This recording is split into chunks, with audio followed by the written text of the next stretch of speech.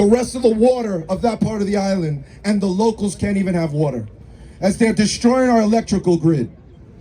So the billionaires are everywhere, the fights are everywhere. That's why it's so important for workers of the world to unite. That's why Labor Day was created, to separate the United States and the workers here from the real movement.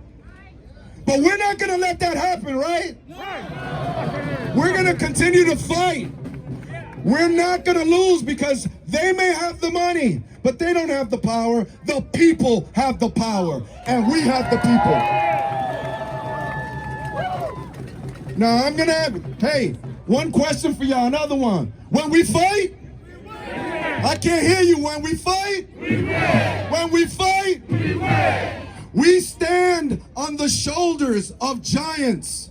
People fought to get us where we're at, and we're losing it, but we need to continue to fight. There are plenty of giants. I'm looking at y'all right now. Soon, one day, somebody will stand on your shoulders, and we got to continue that momentum. Keep building the movement. Keep working together. Square. Everybody united. 2026. The workers of the world have to unite. And I'll leave you with that message. Make sure we don't ever stop bringing people together. Organize, organize, and organize more. Don't ever stop. That's the only way we win. Because when we fight, when we fight, thank you. Give it up for Tony. Teamster. You know this one. El pueblo unido. El pueblo unido. Aquí estamos. Y si nos echan, aquí estamos. Y no nos vamos. Y si nos echan, nos regresamos. That's right. Here we are, and here we will stay. And if they try to tell us to leave, make us leave, we coming back. Because this is our streets, our city. We make this run, period. We make this run. Without us, there would be nothing. So I want to take a moment now to invite up my sister, Nai, from the Palestinian Youth Movement. We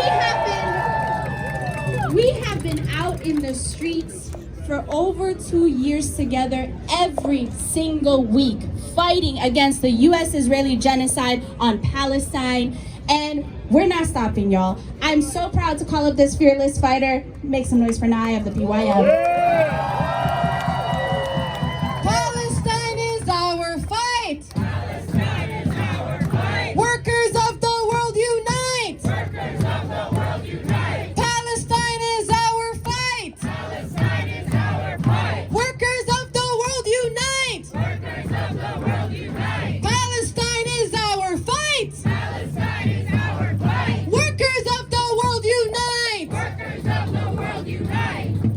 This May Day, with Israel's genocide in Gaza nearing 1,000 days and continuing across Lebanon, across the West Bank and Iran, we call upon workers everywhere to confront and reject the twin evils of Zionism and U.S. imperialism. The U.S. and Israel target Iran, target Lebanon, target Palestine. Why? Because they refuse to bow to their imperialist and capitalist interests in the region, right? Because these countries continue to fight for their sovereignty. And because the greatest threat, these people know that the greatest threat to workers, the greatest threat to their people, to their women, to their children, has always been U.S. imperialism and Zionism. This is the Democrats' war as much as it is the Republicans' war, and we should always be sure to remember that. Because the class war against the working people is a bipartisan war. It's a bipartisan project. And for generations, organized labor in Palestine has been a critical front in the struggle for liberation of all Palestinian and Arab lands. Across every sector of Palestinian and Arab society, workers have organized boycotts, have organized strikes, have organized general strikes as well, and boycotts of Israeli products, and coordinated actions across the Zionist occupation. But this solidarity has extended beyond the borders of occupied Palestine, and it has extended across the world, where labor unions globally have furthered the call for boycott, divestment, and sanctions of the terrorist state of Israel. Palestine is and has always been a workers' issue. It is and has always been a workplace issue. This is a message that we need to continue to understand and continue to reinforce. It is our labor that is being used by the ruling class of this country to support the genocide of Palestinians, right? It is our pensions that are being invested in companies complicit in genocide.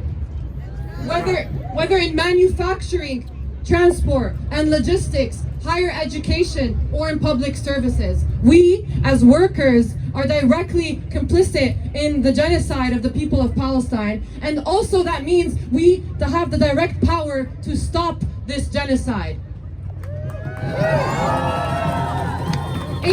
Agents of imperialism in the US have long conspired to defang and depoliticize workers' demands and union struggles in an effort to divide the working class here.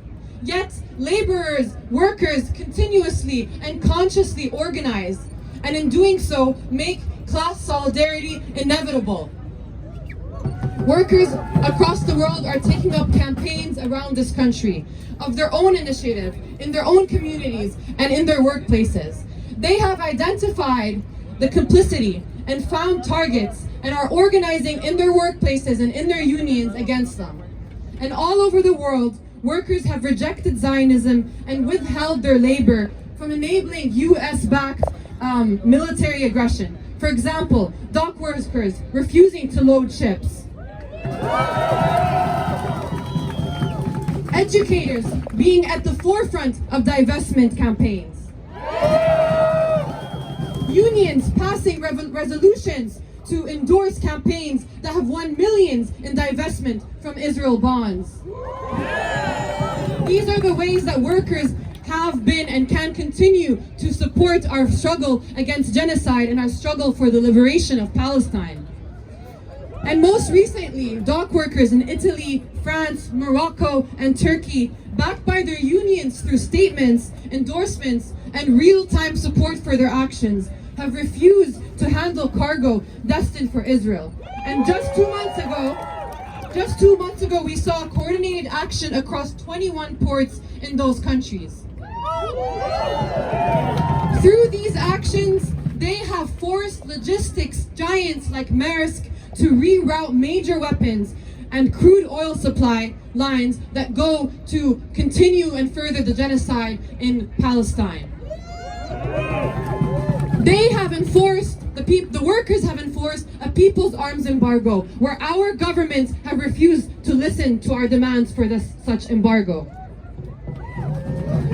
And what this shows us is that organized labor holds the power to materially disrupt industry, and in doing so, to sever the arteries of imperialism.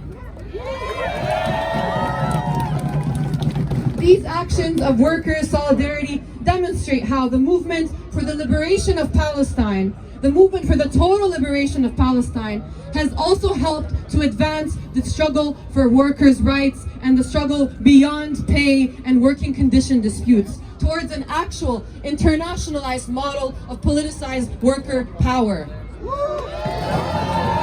So I want to close here today and invite you all to join us in continuing to move the struggle forward after May Day by joining us on May 16th, where we will mark 78 years of the ongoing Nakba, the ongoing genocide in Gaza, and the ongoing resistance of the Palestinian people against the US Zionist project of imperialism and genocide in our region. We will be in Bay Ridge, Brooklyn Ovington Street at 5th Avenue at 2 p.m. on May 16th. Let the collective power exercised by workers strike fear in the hearts of our bosses. Let the mass movement for the liberation of Palestine be the call for international solidarity. Because when we win, when Palestine is free, families will return to their homes and the workers will rebuild a free Palestine. Give it up for Nat from PYS!